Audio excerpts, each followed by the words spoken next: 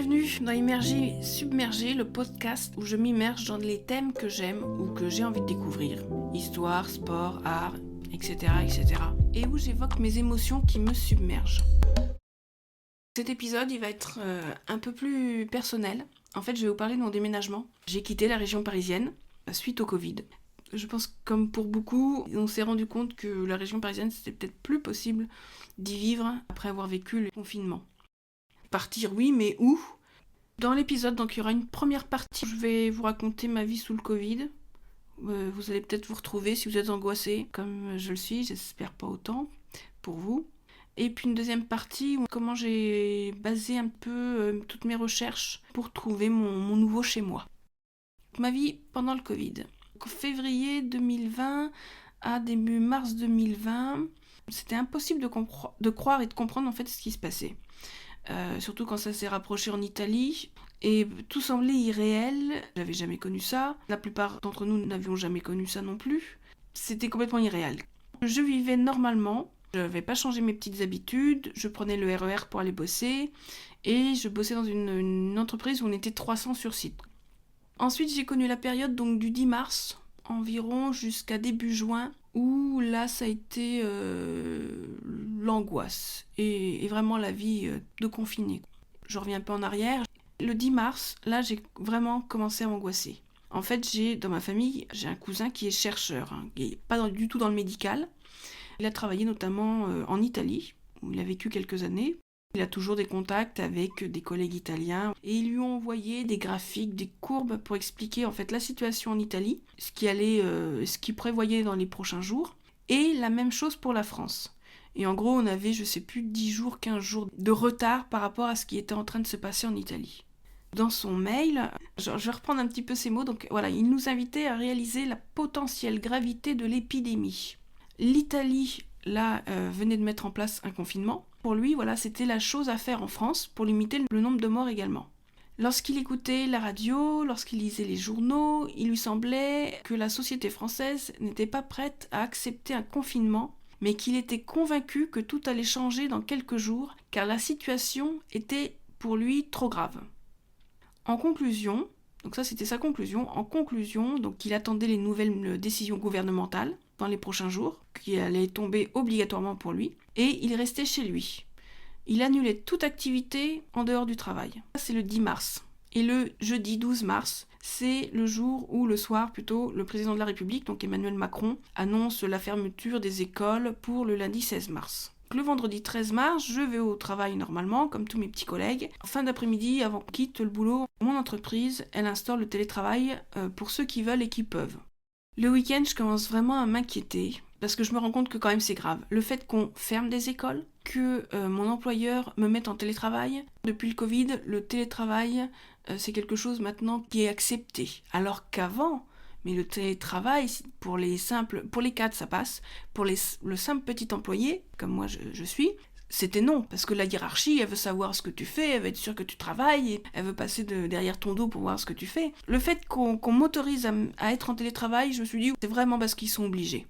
Je me souviens qu'on voyait dans les JT des hommes ou des femmes qui étaient masqués avec des combinaisons blanches et qui avaient désinfecté les rues. Et je me disais, mais en fait, ça veut dire que c'est partout, là, l'air qu'on respire et tout. Ce week-end-là, j'étais pas bien. En région parisienne, il y avait déjà des personnes qui quittaient la région pour aller à la campagne parce qu'ils sentaient qu'il y aurait de plus en plus de fermetures. Moi, je suis originaire de la campagne. Mes parents m'ont dit, reviens. Mais j'avais tellement peur d'être malade. On parlait déjà des asymptomatiques. Donc ceux qui ont du virus mais qui n'ont pas de symptômes et qui pendant ce temps-là contaminent les autres. Donc ça, on en entendait déjà parler. Et moi, j'avais super peur. Je prenais le RER, je travaillais dans une boîte où on était 300 sur site. J'avais vraiment peur d'être malade et peut-être d'être asymptomatique. Je voulais vraiment pas le refiler à mes parents. Après, on est tous différents, hein. Chacun vit avec sa culpabilité. Mais je sais que moi, ça m'aurait rendu malade. Je peux pas vivre avec cette culpabilité. Je reste où je suis et puis on verra après. On arrive donc le mardi 17. Donc là, mon entreprise a mis tout le monde en télétravail. Et je pense que c'est ce jour-là où au final, ou alors ils ont un petit peu devancé, mais que le confinement était décrété partout.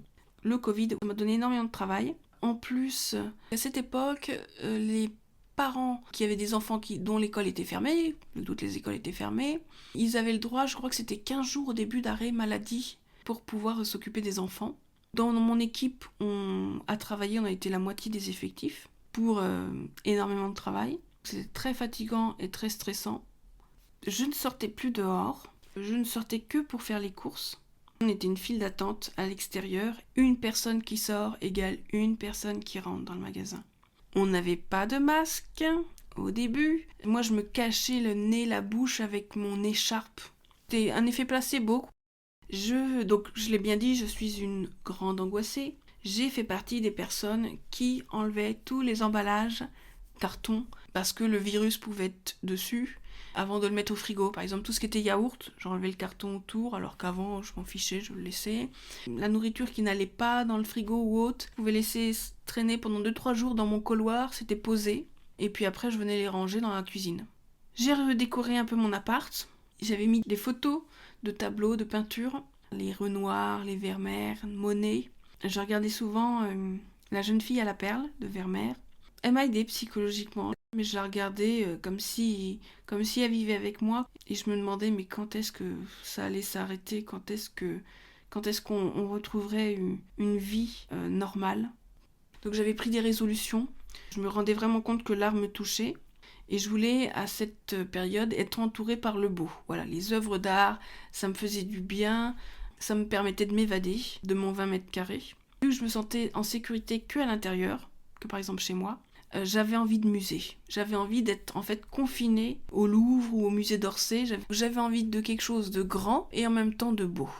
J'avais pris la décision, comme pour les nouvelles résolutions, que j'irais plus au musée. Bon, je profitais déjà des dimanches gratuits et puis je m'étais dit, je vais prendre aussi un abonnement au Louvre.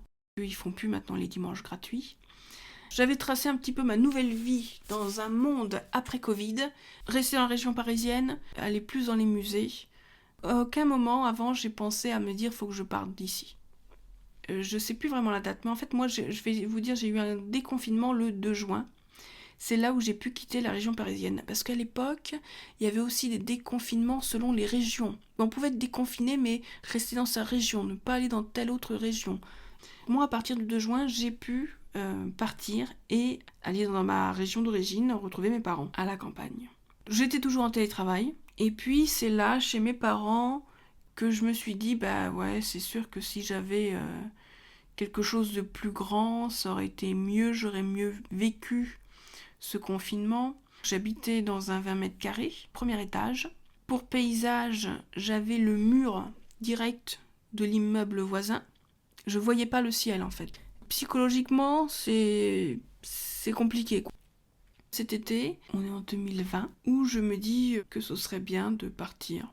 Je vais peut-être pas le faire, mais je peux me renseigner. Je peux regarder ce qui est faisable ou pas. Parce qu'on sait ce qu'on quitte, ce qu'on perd, mais on sait jamais ce qu'on va gagner. Donc si je pars, c'est vraiment pour être sûr que ce soit mieux, que je gagne en qualité de vie. Donc je vais passer à la partie un peu recherche. C'est l'été 2020. Tous les ans, il y a un classement qui se fait des villes les plus agréables. Alors oui, il faut déjà savoir si on a envie de vivre en ville ou à la campagne. Moi, la campagne, j'ai connu ça depuis petite. Si je partais, c'est en ville. Une ville plus ou moins grande. À la campagne, on est tellement dépendant de la voiture. Ma première sélection, c'était la météo. Pour info, je ne supporte pas la chaleur. Ça me rend malade, vraiment. Je suis amorphe, je suis complètement fatiguée, je peux pas aller dehors, je suis pas bien. Donc, la chaleur, pour moi, c'est mort. Et donc, obligatoirement, les villes où l'été il fait super chaud, je peux pas y rester, je peux pas y vivre. Toutes les régions du sud, je suis désolée, mais je vous ai direct rayé de la carte parce que je sais que je serai pas bien. Ensuite, je me suis amusée à regarder le prix au mètre carré. Tapez simplement la ville avec prix au mètre carré, vous allez trouver, ça donne une fourchette. J'ai beaucoup aussi étudié parisjtequitte.com où les gens racontaient où ils étaient arrivés, pourquoi ils sont arrivés là, à tel endroit, et ils expliquent les avantages et les inconvénients de leur nouvelle vie, ce qu'ils aiment. Ce qu'il faut se poser comme question, c'est est-ce que je veux rester dans la région parisienne, c'est-à-dire être pas trop loin, prendre le train, Le télétravail se démocratise.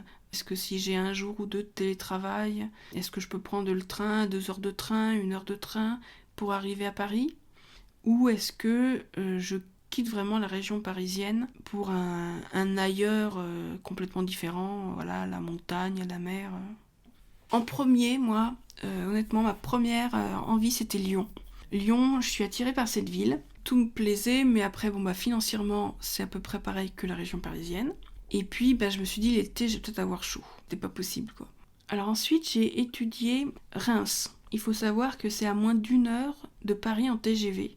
Et j'ai vu que beaucoup de Parisiens partaient vivre à Reims. Il y avait aussi Le Mans, il y avait quoi d'autre? Il y avait d'autres villes où il y avait 1 heure ou deux de TGV et que les gens faisaient ça par jour et que ça leur convenait. Je me suis dit, oui, je pourrais rester travailler en région parisienne et vivre à Reims, y être le week-end. Pour moi, quitter la région parisienne, c'était difficile parce qu'en fait, je suis montée à Paris, j'y suis allée pour avoir du travail. Comme si ailleurs, on ne pouvait pas avoir du travail. Dans mes petites croyances, dans ma petite construction, trouver un travail en dehors de Paris, de la région parisienne, c'est infaisable. Donc j'avais très très peur de ça. C'est pour ça que c'était compliqué pour moi à savoir si je restais pas loin de la région parisienne pour rester travailler ou s'il fallait que je parte vraiment plus loin. Donc j'ai pensé à Reims, que j'ai étudié, et c'est là en fait où je me suis rendu compte que ça me ferait une ville dortoir. Le week-end je serais claquée, je ferais pas grand chose, je me reposerais et je profiterais de rien, quoi. Je profiterais pas de la vie, quoi. Donc j'avais recherché, il y avait d'autres villes comme ça que j'avais regardées, qui étaient pas loin de la région parisienne, mais voilà. Donc je me suis dit clairement, il faut que je parte plus loin, il faut que je quitte vraiment la région parisienne. Qu'en habite Paris et sa région, on se croit le centre du monde. Par exemple, je l'ai encore revu là il y a pas longtemps, quand il y avait la grève du RER ou du métro à Paris, c'est ce qui ouvre le JT de 20h. Donc le JT de 20h, il fallait que je me déconstruise à ce niveau-là. Donc j'ai étudié Nantes, j'ai étudié Strasbourg, Colmar, Lille. Ah oui, Lille. Lille, en 1 heure de TGV, on est à Paris. Le Mans, je crois que je l'ai dit tout à l'heure. Mes critères, j'avais envie de vivre en ville, avec un vrai centre-ville. Je voulais qu'il y ait un bon niveau de transport en commun, que le prix au mètre carré soit sympa. C'est-à-dire que j'allais pas revivre, que j'allais avoir plus de 20 mètres carrés, que j'allais avoir quelque chose de digne pour recevoir. Je voulais une vie culturelle importante et puis un taux d'emploi un peu important, quoi. Je voulais pas une région qui soit un peu morte, quoi. Je voulais que ce soit attractif, quoi. J'avais déjà éliminé la moitié de la France avec la météo. Au final, qu'est-ce qui me restait? 2 régions que j'aimais et où je partais en vacances, c'était la Bretagne ou la Normandie. Et j'ai choisi la Normandie. Je regardais ce qui pouvait se faire. Mais c'est pas parce que j'avais trouvé, je m'étais dit, tiens, en Normandie, que j'allais y aller. Il faut passer à l'action après. Et moi, je n'avais pas encore les coronesses de le faire.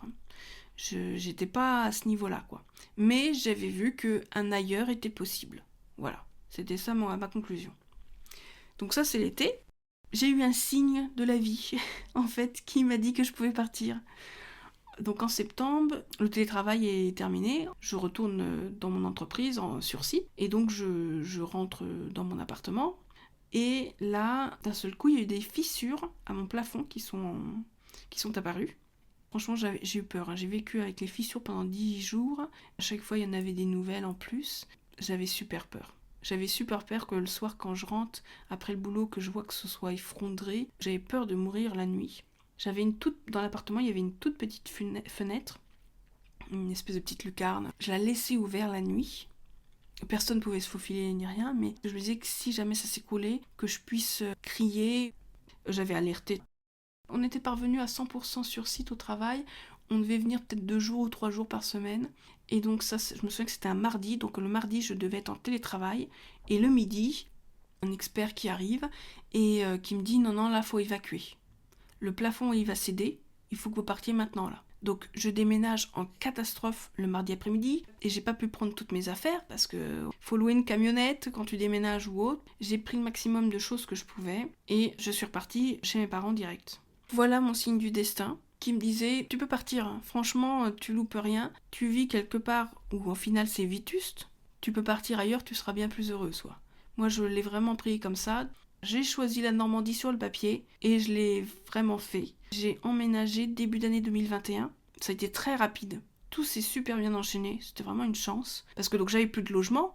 Le prochain que j'allais chercher, j'ai pas recherché en région parisienne. J'ai recherché en Normandie. J'ai tellement été choquée dans cette histoire de plafond. Même maintenant encore, quand je vais sur Paris, quand je vois les immeubles, ça me fait peur. Je pourrais pas y vivre parce que je revois cette vétusté un peu partout, sur tous les immeubles parisiens, même s'ils ne le sont pas. Et ça m'a vraiment traumatisée. J'ai fini ensuite par démissionner. Et la bonne nouvelle, il y a une vie ailleurs. À peine un mois après, j'avais retrouvé un nouvel emploi. Donc c'était mon aventure, qui n'était mais pas du tout prévue. Je sais même pas comment conclure cet épisode. J'espère que ça vous a plu. Je vous remercie en tout cas de m'avoir écouté. N'hésitez pas à vous abonner au podcast grâce à l'application que vous êtes en train d'utiliser. Bisous tout plein!